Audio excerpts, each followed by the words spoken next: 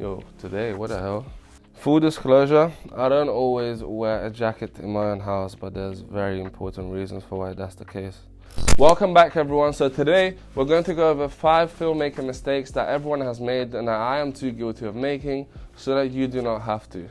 First and foremost, not moving the camera. That's one of the biggest mistakes that I come across with beginner filmmakers.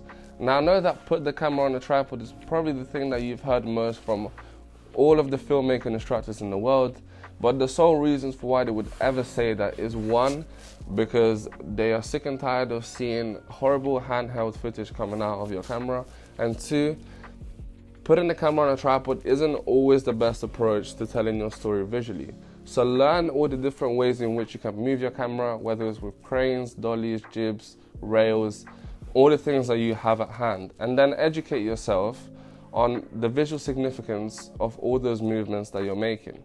Meaning that every camera movement that you make during your film has to be motivated by the feeling or message that you're trying to portray to your audience. So really educate yourself on what each camera move is used for and what each piece of equipment is used for to get what look for what types of film. The second thing is neglecting sound. Now, how many times have I seen beginner filmmakers be absolutely careless with sound? And more times than not, it is the most important aspect to any video project, any film project that you come across.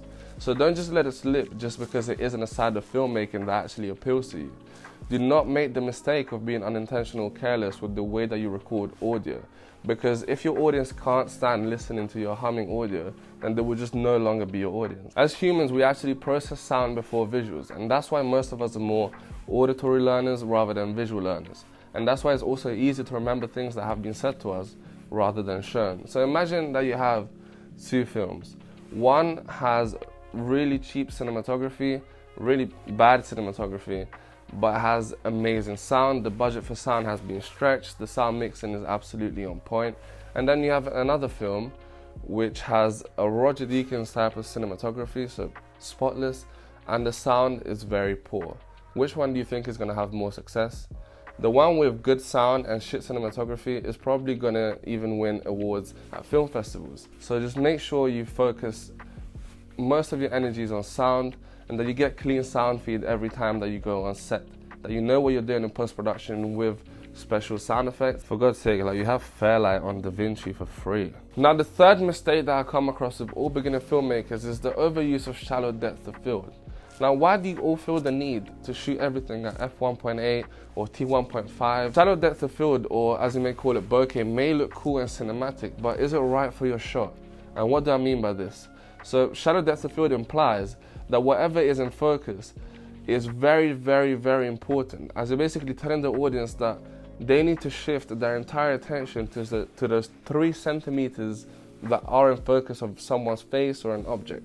And if that isn't the case, and more time than not it isn't, then maybe you should think about deepening that depth of field. If that part of the film, if that shot, if that image isn't important in any particular way, then you might want to think about deepening that focus. You know, f4.5 or anything else. Deepen that focus and make sure that you use depth of field correctly, depending on the story, on the evolution of the story, or what you're trying to tell the audience about that character, or where you're trying to indicate their focus to. That's why we use leading lines at depth of field and focal length to actually tell the audience what we want them to specifically look at. The fourth mistake is not getting enough coverage. Now, how many times has it happened that you go home after a whole day's shoot, you open your footage on your timeline, you look at your timeline, and your shots range from wide to wide to wide to wide to wide. Shot size and focal length is a really, really important aspect of filmmaking, and I mentioned it before. It really helps to capture details in the hand gestures, in the facial expressions, whether it's eyes, nose, mouth, how a subject moves, and you're telling the audience what a subject is feeling in that particular moment. You're helping them to understand how that character is evolving, or if anything is just going on in particular with any object in the room. So just make sure you get enough coverage so that your editor has enough to work with in post-production, and you have options if you are the editor. The fifth mistake is no story, and to be honest, this is all I should actually say, because all of you realistically know what I mean. So don't act like you're dumb. So how many times have you heard story is king? And it isn't just a thing filmmakers say because they have to, but because you need to learn it. These are really just the basics of filmmaking. You can find a story in anything. Story is the evolution, let's say in a simple manner, is the evolution of a journey, the evolution of a character.